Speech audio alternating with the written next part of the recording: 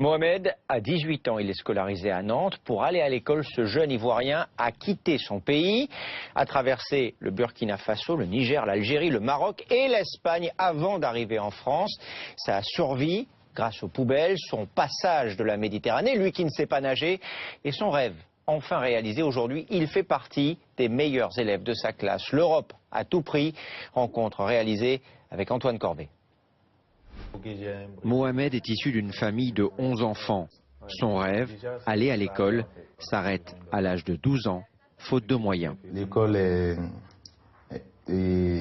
qui était payante, bien sûr, et mon père n'avait pas assez de moyens pour nous scolariser tous. Donc du coup, une fois que tu pars à l'école et que tu sais lire et écrire, pour lui c'était suffisant en fait. Et il t'enlevait de l'école et il mettait ceux qui te suivaient en fait. Donc j'ai pris ma décision en une journée, puis je continuais en fait. Pour poursuivre son rêve et continuer d'aller à l'école, Mohamed entreprend alors un incroyable périple.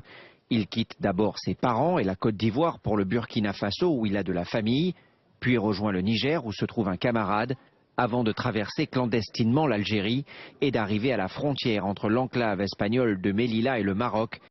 Il est alors pris en charge par d'autres migrants ivoiriens. Bonne arrivée, t'es nouveau et tout. Il dit oui, mon numéro demain, je vais au supermarché. Il dit mais non, mais j'ai pas d'argent, comment voulez-vous que j'aille au supermarché? Non, t'inquiète, c'est gratuit. Vas-y, c'est gratuit, c'est pas payant. Bon, ok. Par contre, je vais pas voler quand même. Non, non, non. C'est tout sauf ça en fait. Ok, je suis partant. Le lendemain, il y a deux personnes qui se sont réveillées. Allez, allons au supermarché. On a pris la voie. De la forêt jusqu'à la ville, ce sont des heures de marche en fait. On a fait des heures de marche. Nous sommes arrivés au marché et ils se sont arrêtés. Tout juste devant une poubelle, ils m'ont dit, voilà, on est arrivé. Tu montes dans la poubelle, tu nous fais sortir tout ce qui est pâte de poulet, crâne de poulet, intestin, ou les oignons, les tomates qui ne sont pas trop abîmées. Tu mets dans un sachet et tu fais sortir. C'était ça le supermarché, la poubelle, voilà. C'était le supermarché. Voilà. Voilà pourquoi c'était pas payant et voilà pourquoi c'était pas un vol. Tu restais combien de temps dans cet endroit? On m'a resté en forêt, c'est resté 2 semaines. Qu'est-ce que tu t'es dit la première fois que tu as vu ces barrières qui séparaient le Maroc de cette petite enclave espagnole de Melilla? Qu'est-ce que tu t'es dit? Est-ce que tu t'es dit c'est la porte d'entrée vers l'Europe? Est-ce que tu t'es dit j'y arriverai jamais? Est-ce que tu t'es dit je crois que je vais retourner chez moi? Qu'est-ce qui t'est passé par la tête? Moi déjà la première des choses, j'ai pensé que c'est une injustice en fait. Je ne trouvais pas ça normal qu'on mette des barrières pour séparer l'Europe de l'Afrique. Est-ce que toi tu as tenté de traverser cette barrière, de t'accrocher à ces grillages et de passer au-dessus? J'ai tenté. J'ai tenté une fois, j'ai pas pu. Après tu n'as pas pu passer? J'ai pas pu passer la première barrière même déjà. Il y avait 400 personnes et le lendemain on a entendu qu'il y a parmi ces 400 personnes, il y avait 25 personnes qui sont rentrées. Et les autres, il y avait plus de 5 blessés. Ouais. Et les blessés, on est parti les chercher dans un trou quelque part. Parce qu'en forêt, on fait des appels pour voir quels sont ceux qui manquent en fait. C'est très violent. Voilà. S'il y a des personnes qui manquent, on sait où les retrouver en fait. Parce qu'il y a un endroit, quand ils finissent de les tabasser, ils vont les jeter là-bas en fait.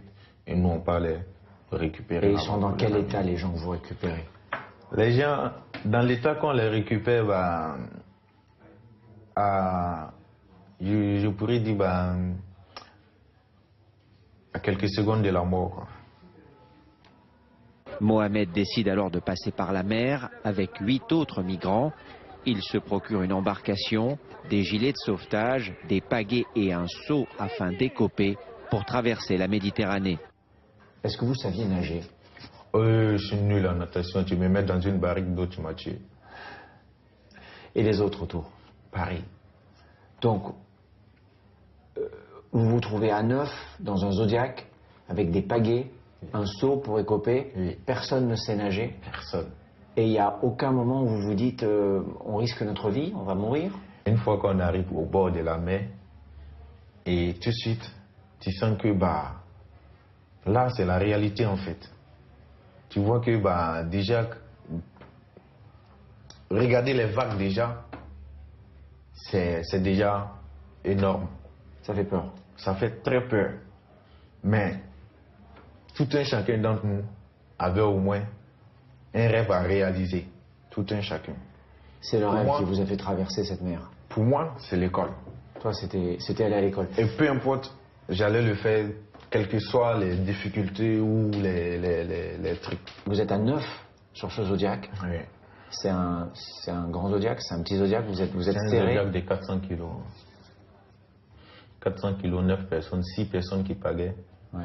une personne qui écope et une personne qui se couche sur les devantures du zodiaque pour ne pas que la vague la soulève et une personne qui motive tous les autres. Vous n'êtes pas allé jusqu'au bout dans votre zodiaque. Non, on n'est pas allé jusqu'au bout, c'est impossible de ramer jusqu'à aller accoster sur les rives espagnoles, c'est Ouais. impossible.